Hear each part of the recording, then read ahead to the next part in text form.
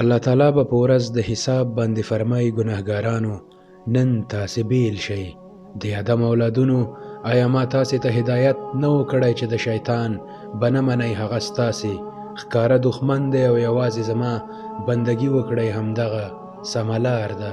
خو سره له دې شیطان ستاسې څخه یوه لویه ډله ګمراه کړه. آیا تاسې نه پوهېدئ دا همغه دوزخ ته چې تاسې ورڅخه ویرول کېدلی؟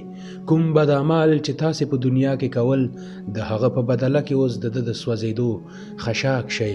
نن به موږ د دوی خولې په مهرونو بندوو او د دوی لاسونه به زموږ سره خبرې وکړي او پښې به یې پرې شاهدي ووایي چې دوی په دنیا کې څه کارونه کول. که موږ وغواړو نو د دوی سترګې به پوښلې او هوارې کړو، بیا د دوی د لارې خواته په منډه وګوري نو څنګه به دوی لاره وویني.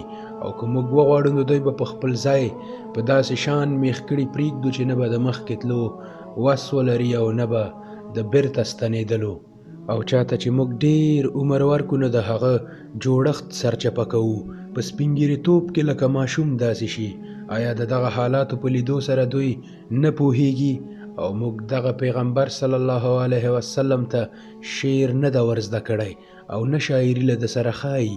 دا خو یو نصیحت او روښانه لوستل کیدونکی کتاب دی، تر څو هر هغه څوک تنبیه کړي چې ژوندي وي او په انکار کوونکو د عذاب خبره ثابته پاتې شي.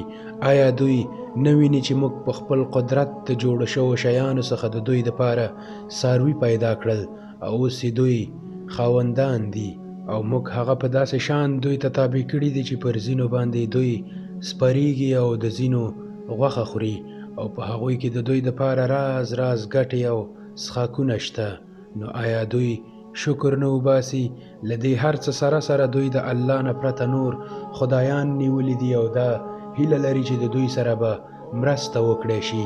دغه خدایان له دوی سره هیڅ مرسته نشي کولی، بلکې برعکس دوی د هغو دپاره تیار سوی لښکر جوړ شوي دي او کومې خبرې چې دوی جوړوي هغه د تا ونه ځوروي.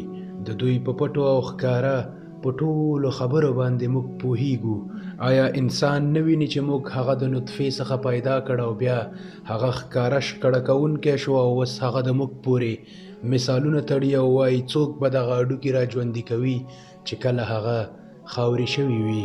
ای نبي صلی الله علیه وسلم، دوی ته ووایه دا به هغه ذات را ژوندي کوي چې هغه په اول ځل پیدا کړي ول او هغه د پیدایښت په هر کار باندې پوهیږي. هغه ذات چې ستاسې لپاره یې د شنې سمسورې ونې څخه اور پیدا کړه او ستاسې د دې څخه خپل نغري بلوئ. آیا هغه ذات چې ځمکه او اسمانونه یې پیدا کړل پر دې باندې قادر نه دی چې د دوی په څیر نور پیدا کړي؟ ولې نه؟ هغه ښه پیدا کوونکی او ښه پوهیدونکی ماهر خالق دی. هغه خو چې کله د یو کار اراده وکړي نو هغه ته حکم کوي چې شه او هغه کیږي. هغه ذات پاک ته چې په لاس کې د هر شي بشپړه واک دی او د همغه لور ته ستاسې د ټولو ورګرځېدل دي. السلام علیکم.